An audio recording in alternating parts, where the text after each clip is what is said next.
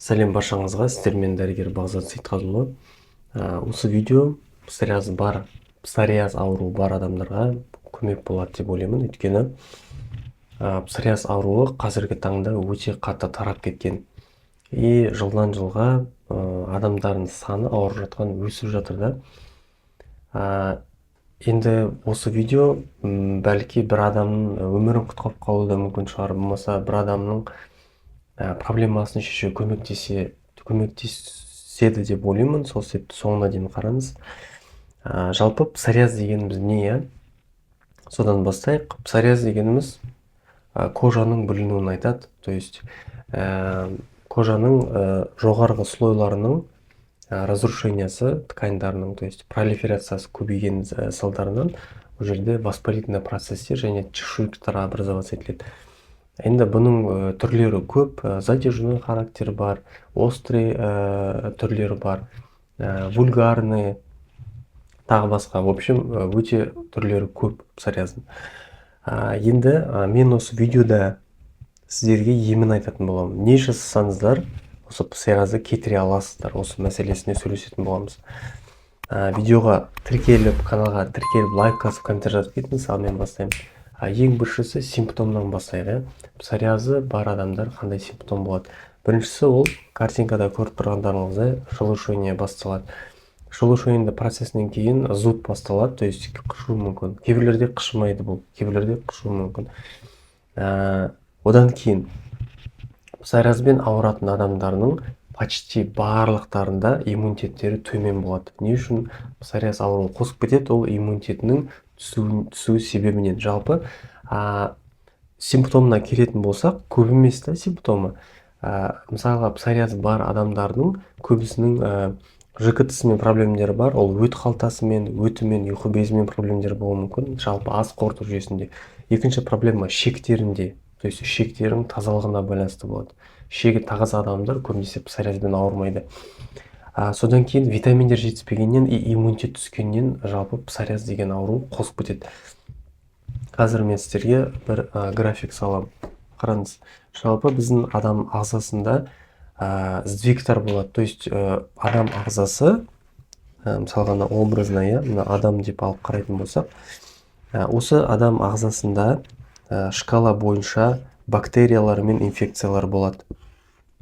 Түсінесіз ба? Мысалға, мына жақта бактерия деп алып қарайтын болсақ, міне, бұл бактерия, және осы бактерияның 0-дан 100-ге дейін алып қарайтын болсақ, мысалға, бактериялардың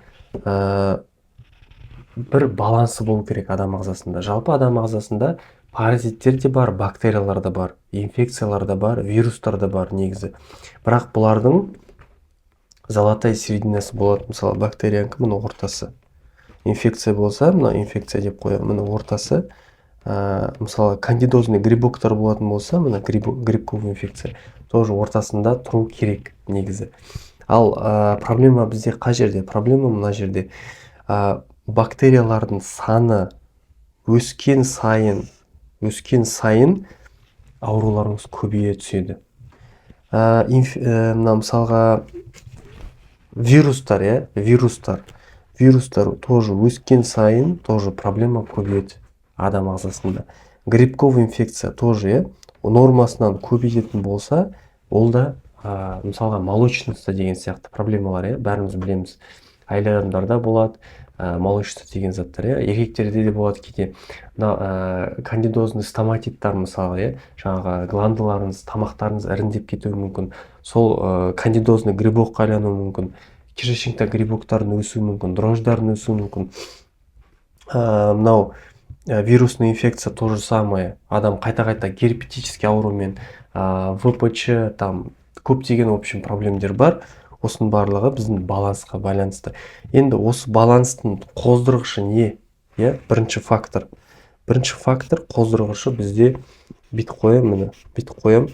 Қазіргі адамдардың проблемасы ұйқыда. Қазіргі адамдардың проблемасы ұйқыда. Ұйқылары дұрыс емес.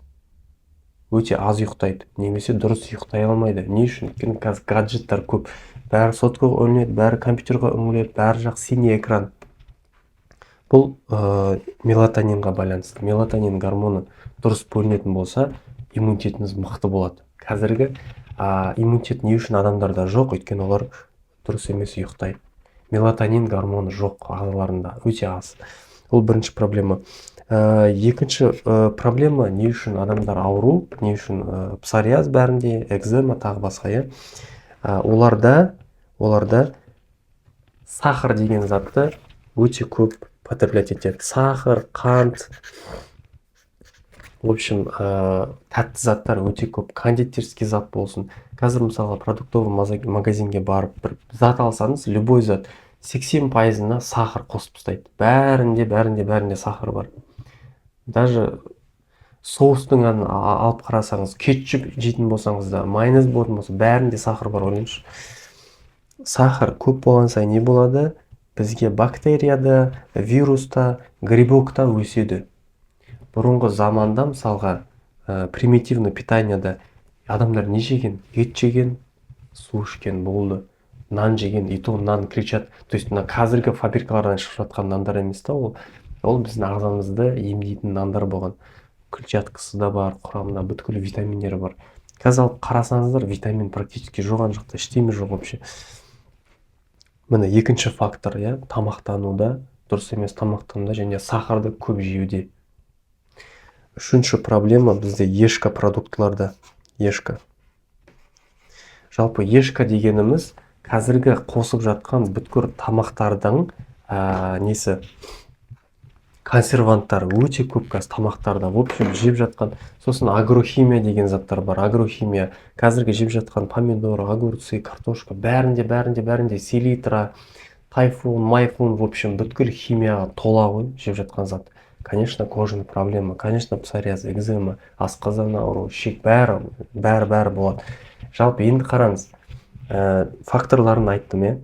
Тағы бір төртінші фактор бар, жаңағы псориаз ауруын қоздыратын, ол шектің тазалығы.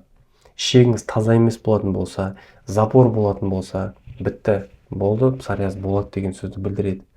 Тағы бір фактор, жаңағы шектің таза емес болған кезіндегі микроварсинка деген зат бар. Сол микроварсинктан жеп жатқан тамақтардың токсиндері қанға өтіп кетеді. Сол себепті аутоиммундық процестер басталады ағзада. Негізінде 100% псориаз ауруының этиологиясы не үшін пайда болатыны анықталмаған әлі 100%. Кейбірлер генетический фактор деп айтады. Генетикада болуы мүмкін. Егер бір әулеттеріңізде біреуде псориаз болса, ол міндетті түрде немерелеріне, балдарына беріліп отырады. Кейбір кезде әйел адамның линиясымен, кейбір кезде еркек адам линиясымен де береді бұл проблема. Енді осы жалпы. Енді еміне керек, емі қандай зат? Қазір мен бірінші баттарды айтайын. Бірінші бат бізде шыбындар бәле болды, қаяқтан кіріп кеткен. HSN аудармасы кожа, ногти, волосы деп аталады. Бұл бүткіл микро-макро элементтер бар, адам ағзасына керекті. Шаштарын түсетін болса, тырнақтарын сынатын болса, в общем, өте керемет бады. Мен жалпы баттарды жақсы көремін. Бірақ баттармен қосып та аптечный дәрілер жазамын. Былай да емдейміз. Жалпы есі де керемет екен, бір какой-то шөптің есі шығады. Жалпы осы адам ағзасында жетіспей тұрған макроэлементтерді, кожный питание, чтобы кожаға керекті заттар осыдан аласты. Бұл біріншісі. Екінші подарко. Подарко деген вообще супер, мен өте жақсы көретін бір продукт. Бұл дәрі болып табылады, БАДы. Не үшін подарко? Подарко дегеніміз очень өсімдіктен алынатын сығындыда, мынау өсімдіктің қара, муравьиное дерево деп аталады.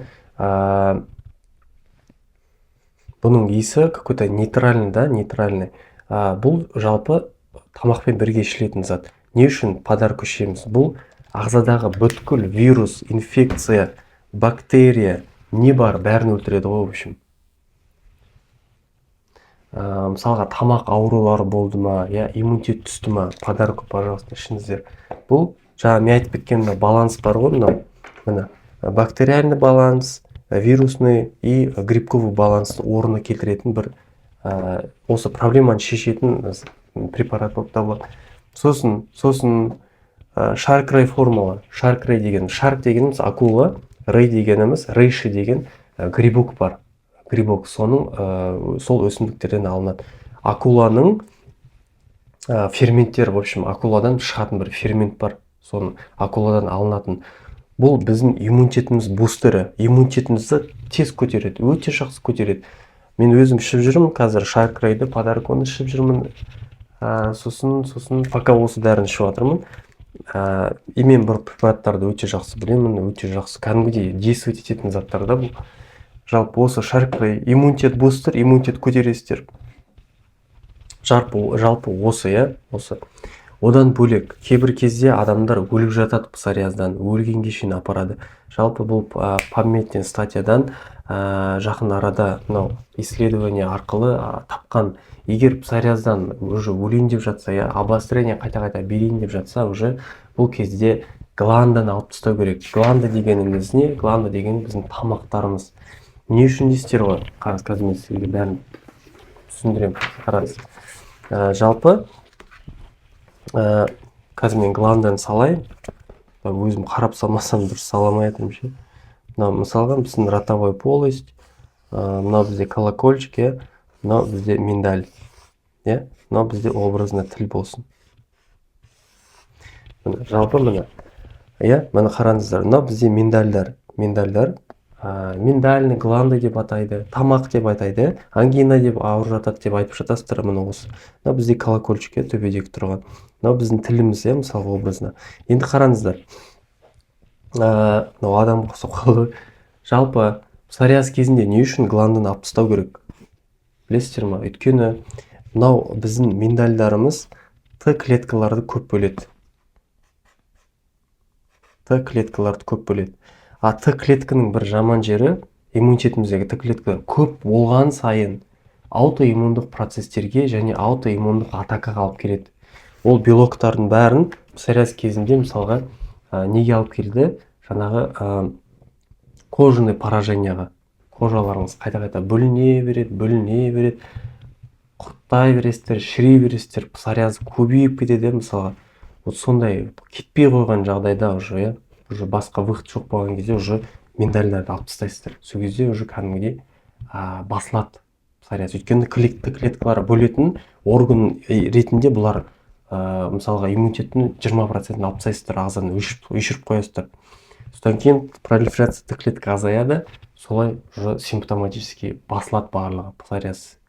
Емі осы жерде жатыр. Бұны жалпы пока СНГ-да практиковать етпейді ешкім. СНГ-да практически білмейді деп айтсақ та болады ешкім. Мен бұны ағылшын статьяларынан тауып, соны қолдандық реальный өмірде жақсы болған пациенттер бар. Жақын адамым мен осылай қатты көп жылдар ауырған. Енді жалпы осы лор врачтарға апарып, осыны ағызып тастайсыздар, в общем. Жалпы айтқым келгені осы, псориазның емі удаление гланд. В крайнем случае, уже гормондар көмектеспеген кезде, дәрілер көмектеспеген кезде, в общем, осындай кездерде уже аласыздар.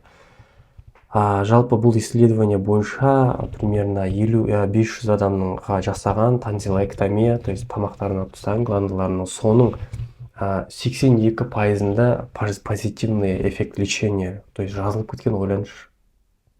Просто керемет зат. Енді бұл тек псориазға да емес, мысалға псориаздың бір жаман жері, бұл ауру стрептококковый, стафилококковый инфекциялармен қатты байланысты. Жаңағы мен айтып кеткен график бар ғой, мына жердегі ше. Мына жерде айтып кеткен график.